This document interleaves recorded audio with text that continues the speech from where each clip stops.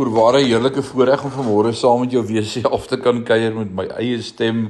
Ek is Rinus van Sion in Parys. Ek's dankbaar vir Christian, my seun, wat laasweek die oordenkings kon voorlees.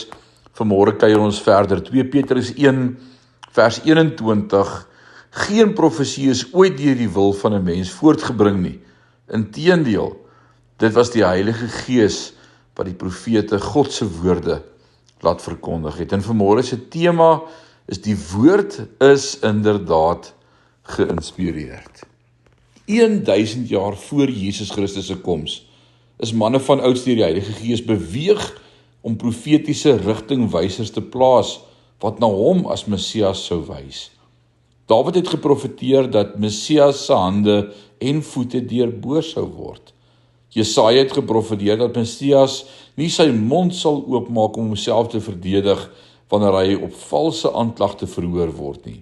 En dat hoewel hy aanvanklik bestem sou wees vir begrafnis saam met die goddelose, hy uiteindelik in die graf van 'n ryk man begrawe sou word.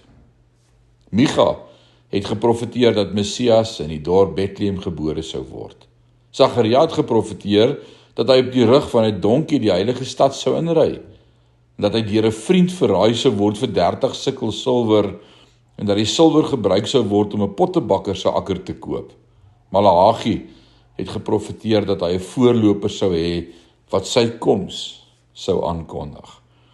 Wat is die kans dat daardie 8 profesieë in die lewe van een individu vervul sou word? Die wet van saamgestelde waarskynlikhede sê volgens die kans is 1 uit 10 tot die mag 28. Met ander woorde, jy bedek die hele Vrystaat 2 voet diep in 5 rande, waarvan 1 'n rooi merk op het. En vertel jou vriend om deur die hele Vrystaat te loop, van noord na suid, oos na wes, en kies 1 R5. Die statistiese waarskynlikheid dat hy die 1 met die rooi merk sal kies, is 1 uit 10 tot die mag 28. Maar, daar is nie 3 profesieë in die Ou Testament gegee oor Messias nie. Daar is 300.